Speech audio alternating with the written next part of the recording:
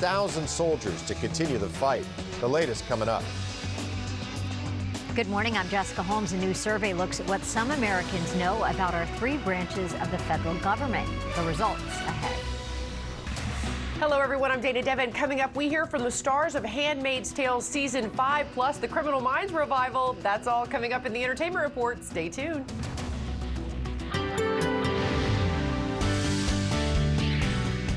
Okay, just about a minute away from 10 o'clock, and things are cool now, but they're going to be changing over the next while as temperatures warm up heading into the weekend and also the beginning of next week. 76 coastal, 79 downtown, San Fernando Valley up to 83 degrees, 79 high desert, inland empire 83, Orange County inland 83 degrees. Jessica. Mark, thank you. Hackers who targeted the LA Unified School District are now demanding a ransom. KTLA's Alina Bovian live at the district's headquarters with the details on that for us. Alina, good morning. And Jessica, good morning. Well, the district won't say exactly how much the ransom amount is for, but this certainly does place the district in a very sensitive situation, a very compromising situation, considering all the information that could have been stolen. Now, this could also be a bluff, but the district says they're working with the LAPD and they're also working with the FBI. Take a look at this. This is a statement from the superintendent of the LAUSD, Alberto Carvalho, saying, "We can confirm there was a demand made for the ransom.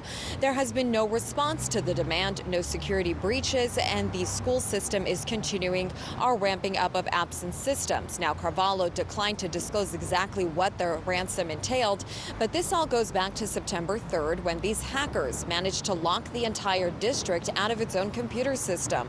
Because of the hack, the district had to shut down its own website. Some people could not access their emails. It's no secret that the computer system used for basically everything for the LAUSD, from attendance to grading to payroll, even employee health care. When it comes to super sensitive information, however, like social security numbers, the district believes that information remains secure. However, officials are concerned about student information such as grades, schedules, disciplinary records, and disability status. The hackers also left behind some malware which could cripple the entire system if not carefully dealt with. Since the initial cyber attack earlier this month, the system has been rebooted and some 600,000 passwords are in the process of being reset.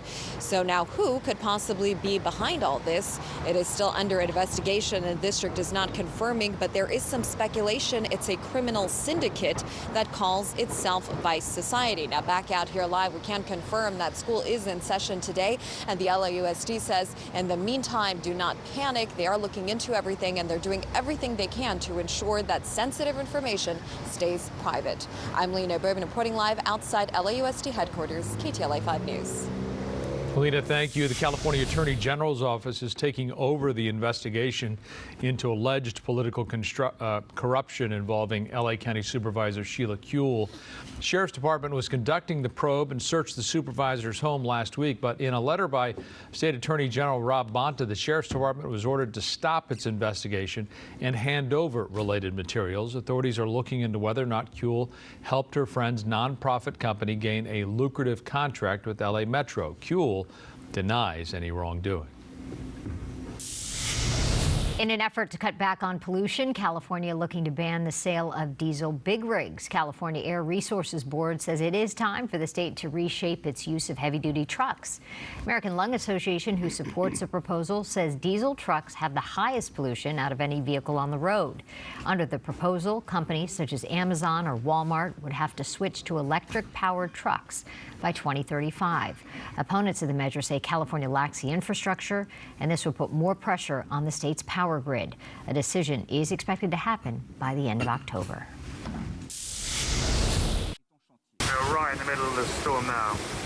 About 5 miles from here is epicenter. And I've never heard anything like it. Damage assessments are now underway in Turks and Caicos after the islands were battered by Hurricane Fiona yesterday. The storm hit as a Category 3 hurricane, packing 115-mile-an-hour winds and torrential rain. Earlier in the week, Fiona devastated Puerto Rico and the Dominican Republic. 4 deaths are being reported as a result of the storm. Hurricane now slowly moving towards Bermuda. It's expected to strengthen by the time it brushes by the island on Friday. Meanwhile, in Puerto Rico, the U.S. Coast Guard surveyed the severe flooding and damage left behind by Hurricane Fiona. It's to help determine how federal and local agencies could.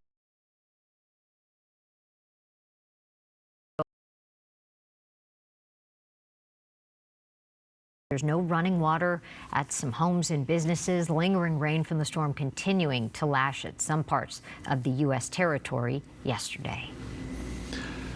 Construction is now underway on the new wildlife crossing in Agoura Hills. The Wallace-Annenberg Wildlife Crossing aims to allow mountain lions and other wildlife to have a place to cross safely over the 101 freeway. It's been in the making for decades. It's billed as the largest crossing of its kind in the world. The project is being funded by a public and private partnership.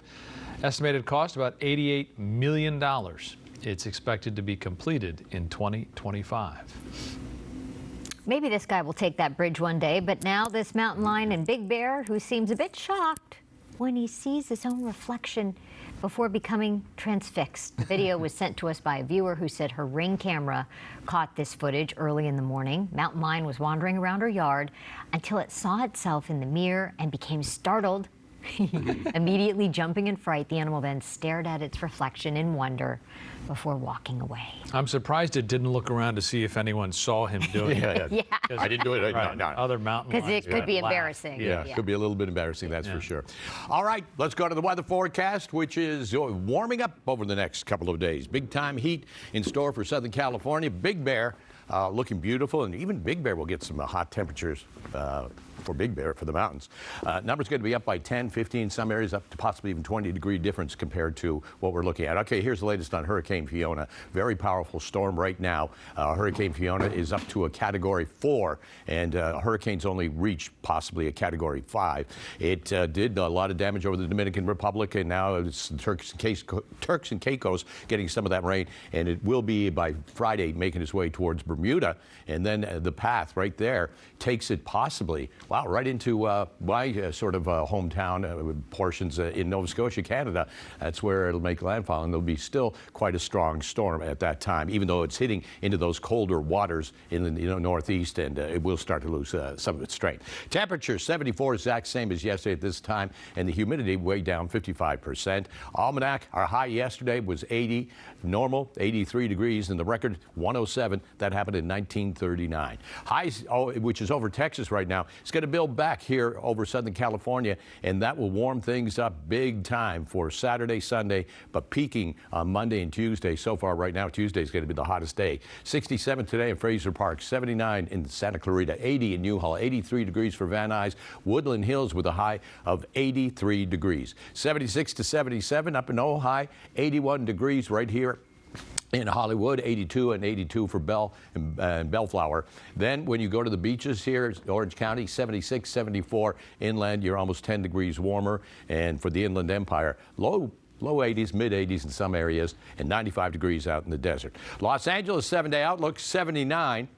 That then drops down to 79, then goes up to 87. And then Monday and Tuesday, 90 degrees. 7-day Inland Empire, 83 up to 96. Monday and Tuesday, 102 and 104. Frank and Jessica, back to you. Mark, thank you. Coming up, Russian President Vladimir Putin ramping up his war on Ukraine. He's ordered the mobilization of 300,000 additional troops. How President Biden and other world leaders are reacting next. Plus, the Federal Reserve set to make yet another rate increase about an hour from now. We'll explain why it's happening. And we'll tell you where a storm sent this cruise ship adrift with passengers still on board.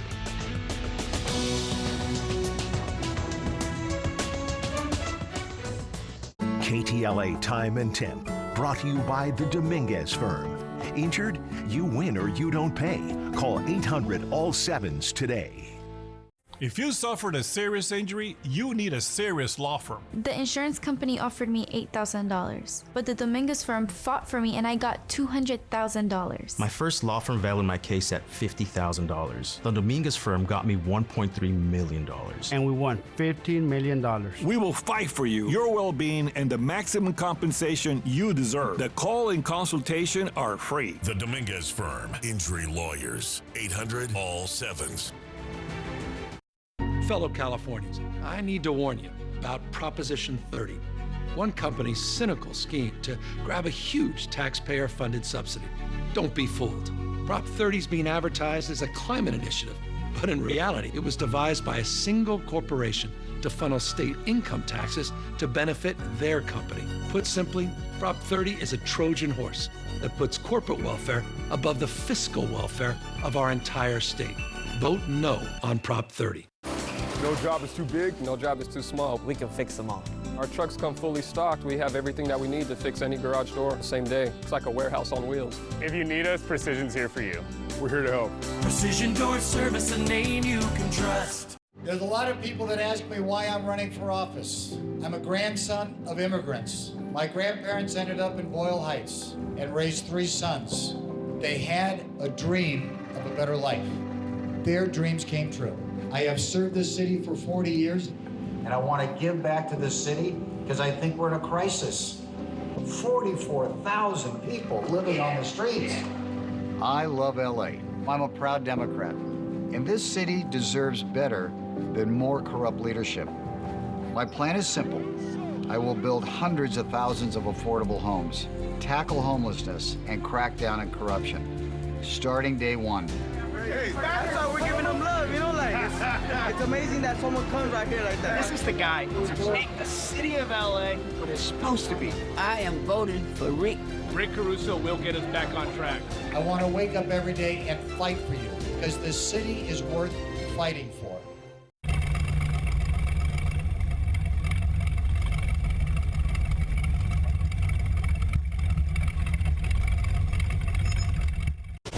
Dr. Cooper, I've heard so much about you. Let's see what you can do. Looks like I have a boss for the next 2 months. Either get on board or get out of my autopsy. Praying over bodies, talking to a survivor. You're a coroner, not a social worker. Coroner. New episodes premiere Sunday, October 2nd on KTLA 5, The CW.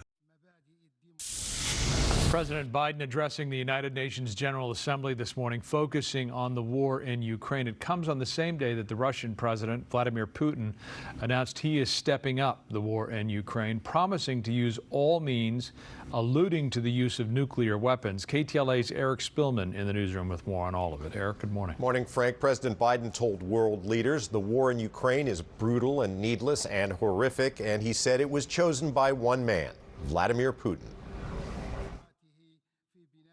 This war is about extinguishing Ukraine's right to exist as a state, plain and simple, and Ukraine's right to exist as a people.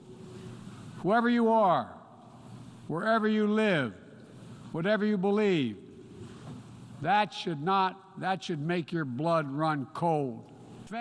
Biden called on the world to stand in solidarity to Russia's aggression. He also accused Putin of making irresponsible nuclear threats. He said a nuclear war cannot be won and must never be fought. It was the president's first speech to the UN since Russia invaded Ukraine nearly 7 months ago. He spoke just a few hours after Putin promised a major escalation in the war.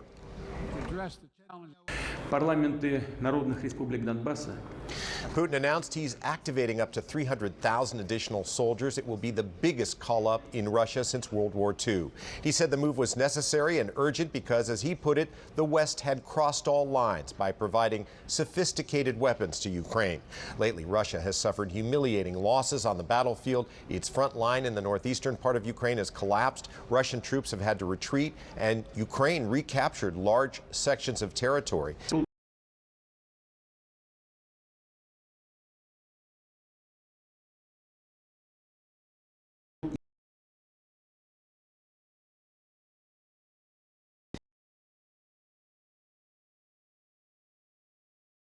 He said if the territorial integrity of Russia people sham referendums in occupied have become parts of Russia. U.S. and European leaders say Putin is getting desperate. They say his decision to mobilize more troops is a sign of weakness, and his talk of using nuclear weapons is dangerous.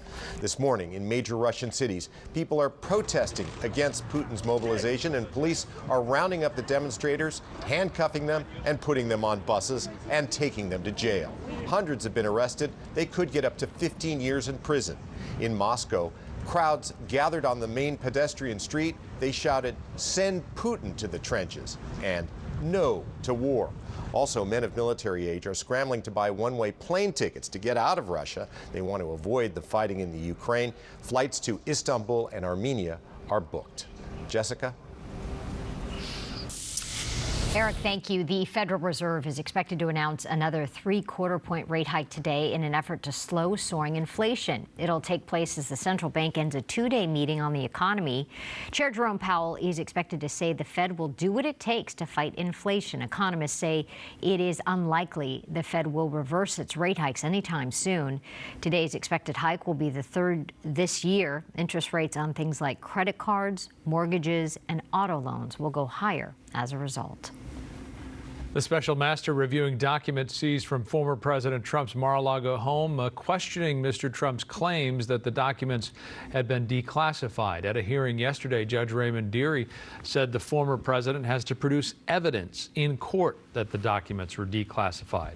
Mr. Trump has been pushing that claim outside of court, but he has yet to provide any actual evidence to support that claim. His lawyer declined to comment until they're allowed to see all of the seized documents. California Governor Gavin Newsom was in New York last night speaking at the Clinton Global Initiative. He wasted no time attacking his Republican counterparts. And with all due respect to those conservative governors out there, Greg Abbott and others, they're as dumb as they want to be. And they're just doubling down on stupid, and we will not follow their path. The governor has been increasing his presence on the national stage in recent months, spending campaign cash on billboards and Republican-led states that have embraced anti-abortion laws. The governor says if President Biden doesn't run for re-election, he'll run for the White House in 2024. A disturbing new study is revealing many Americans were not paying attention in civics class. In the poll, 1 in 4 people cannot name any of the 3 branches of government. The survey by the Annenberg Public Policy Center also found just 47% of Americans can correctly identify the legislative, judicial, and executive branches. Americans also showed they just don't understand some of our basic freedoms. 2/3 think Facebook posts are protected under the First Amendment. But it reminds me of when, like, Jimmy Kimmel hits the streets and they ask him all the questions about government and presidents, and it's kind of sad. Yeah. All right. Still to come. A scent for people who love bread. I don't know if this is true, but if you're a fan of the bread at Texas Roadhouse, you might like this. They've made a special edition candle for you. Okay, plus Chicago PD and Chicago Fire returning tonight with brand new episodes. We're going to get a sneak peek from the stars of the shows next. And then Megan, good morning. Jess, good morning. I'm freezing. Any idea where I may be? Inside the fridge. Welcome to Not Scary Farm. Brains for breakfast, anyone? Stick with me. Coming up, I'm going to tell you about what it takes to put a maze together like this. Flashback to the 50s. Stick with me. I'll have the details. If I don't get dialysis 3 days a week, I will die. I want to live. I have nowhere to go if my clinic shut down. I am collateral damage. Please vote no on 29. With inflation up and the cost of everything higher, KTLA 5.